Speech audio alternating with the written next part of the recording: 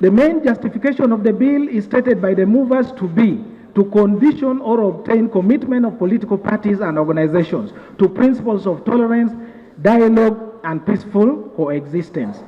The justification is shallow, unreasonable, irrational. At registration, all political parties carefully choose their own principles embedded in their constitutions which guide them, and these are registered with the Electoral Commission.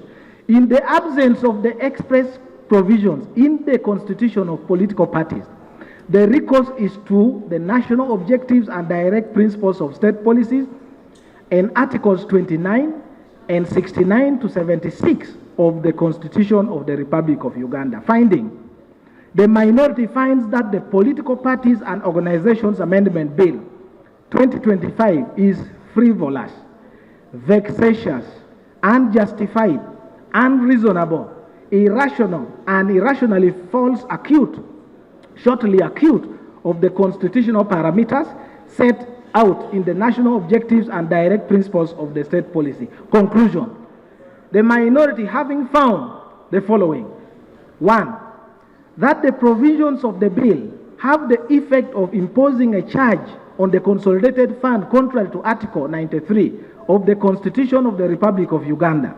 2, that the bill interferes with both constitutional and statutory mandates of Parliament, Cabinet, Electoral Commission, National Youth Council, National Women Council, and potential amendments by infection, several acts of Parliament.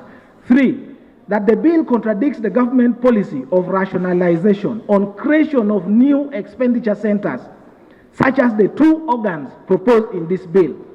4, that the bill is diabolical and miserably falls short of meeting the provisions of Article 8A of the Constitution as far as participation in enactment of legislation. 5, the Political Parties and Organizations Amendment Bill is frivolous, vexatious, unjustified, unreasonable, and irrational. Now, therefore, it is recommended to Parliament as follows: that no question be proposed upon the Political Parties and Organizations Bill. 2, motions seeking leave to introduce private members' bills should be subjected to rigorous scrutiny by way of extensive debates on the justification for the peculiar circumstances to warrant the grant of leave.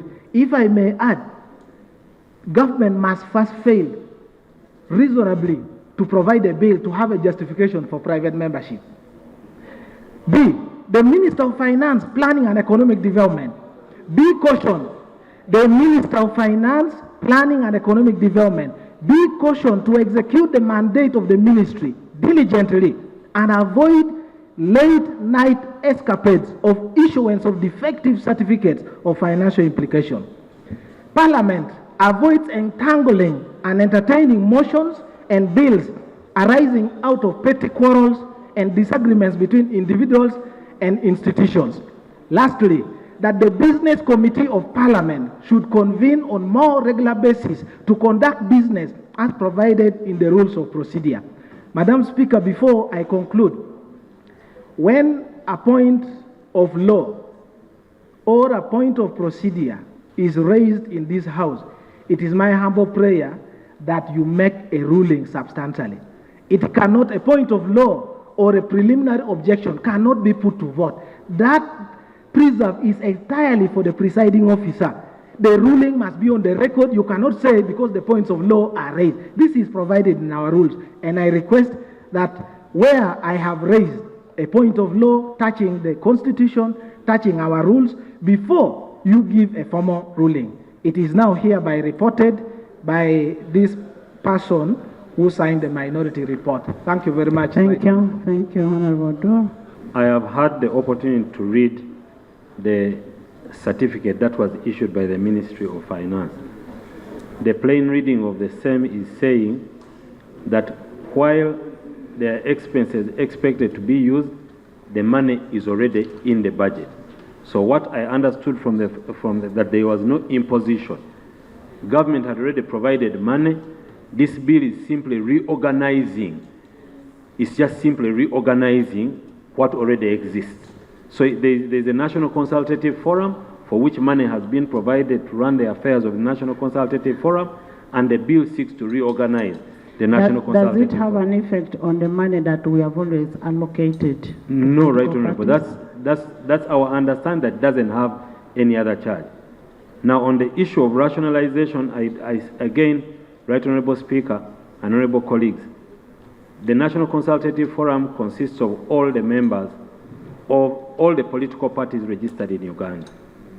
The IPOD that is sought to be introduced, from my understanding, is only relating to a subset of those. All the political parties which are represented in the House are members of the National Consultative Forum.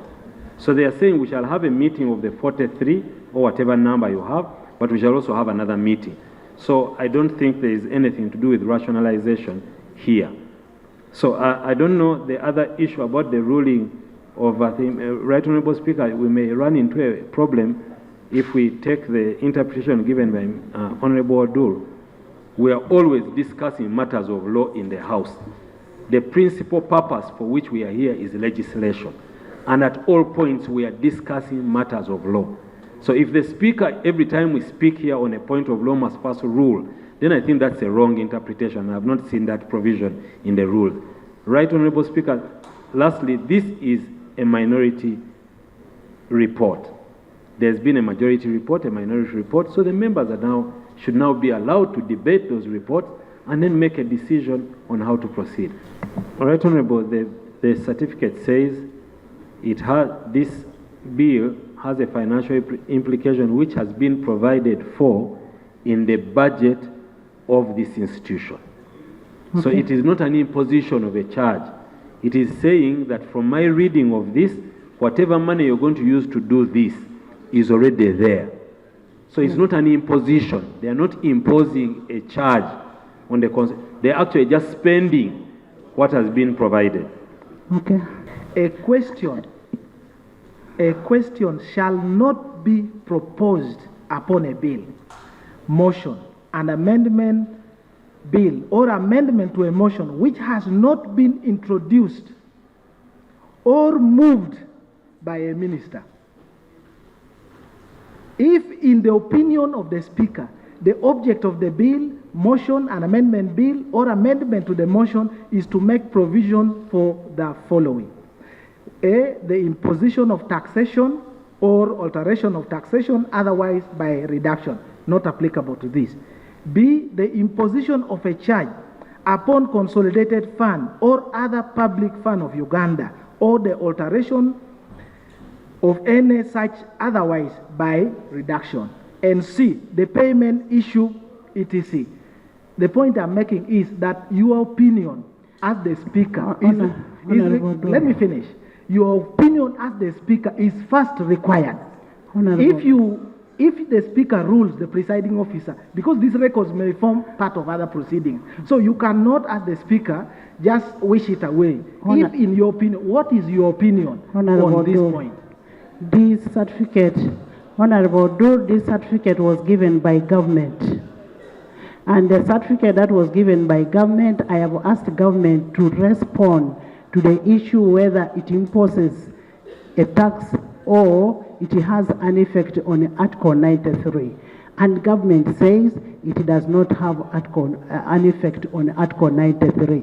And if government says it does not have, and that is the legal advisor of government, and says it has no effect, then it doesn't. The certificate of financial implications which we issued does not create additional financing requirements by government. We have been providing for a budget for political parties. This exists in the budget which we are running now and the budget which we passed on Thursday. What this law is requiring is conditioning access of this money to certain rules